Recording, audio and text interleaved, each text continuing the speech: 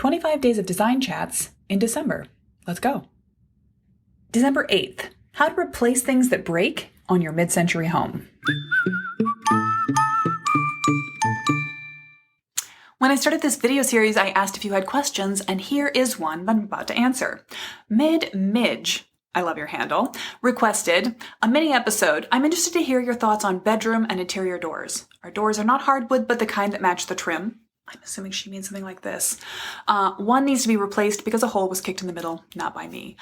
Yikes. I'm so sorry to hear that. And yes, if you are talking about doors like this, which are plywood veneer with a hollow core interior, better constructed than a modern hollow core door, but still, yes, a little vulnerable to the accidental kick, there are a couple of different ways you can go about replacing. And so rather than answer your question with here's what you do, here's the answer, I'm going to give you a couple of philosophies and a couple of general home replacement improvement thoughts.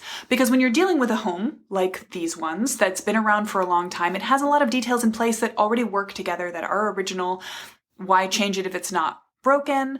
Unless it is, and in general, that suit the era of the house. So you have to make a change. Something has broken.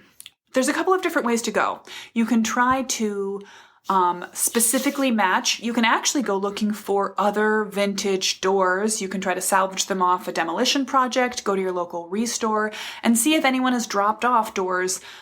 These will be standard sizes and shapes, likely. Your odds of finding one exactly the right width, they might be 2 inches or 4 inches bigger or smaller, but you can keep an eye out and look for one that's going to work. You might even find one built in the same subdivision, particularly if you see any neighbor doing a renovation project. If any of them are tearing out their original doors and replacing them with 6-panel fake doors, I've seen it done. You can be Johnny on the spot and salvage the original doors from their house. That will be your best bet of a perfect match to what you have. You can also try to recreate what was there. The best way to get a door like this is not to go to Home Depot and get a slab door. It'll be just a little bit too low quality. But your local lumber yard, go and find one. Here in Madison, I think Brunzell is my personal favorite, but there's a bunch of good ones out there. And order a custom, I would say a birch slab panel door. You can get a hollow core door, it doesn't have to be hardwood, but with a similar grain pattern, the closest you can get to this type of grain. And they're out there. And then the trick will be to stain it as close a match to your existing doors as possible. If the lumberyard is willing to work with you on this, they may be willing to have you bring in, probably don't want to bring in a whole door, but if you have drawers, trim, other things in the same stain color, you could bring in to help them match.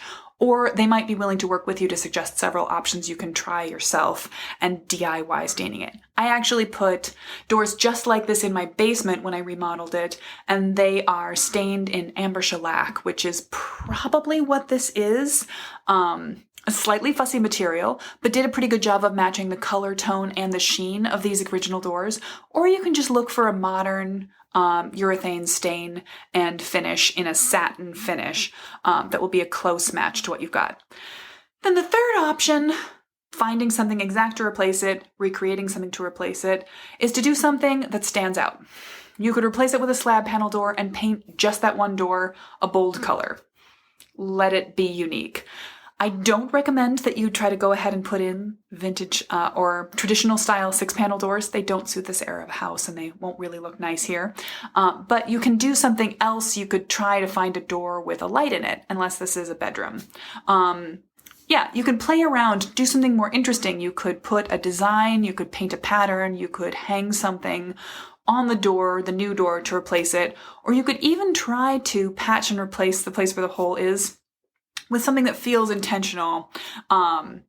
If you go to makeitmidcentury.com, and they also have a wonderful Instagram, which is coincidentally Make It Mid-Century, they have door kits, which allow you to put interestingly shaped lights, meaning windows, into existing doors, and sometimes also with panels you can apply to existing doors. You might be able to patch and cover the hole with a fun mid-century era pattern that could be playful.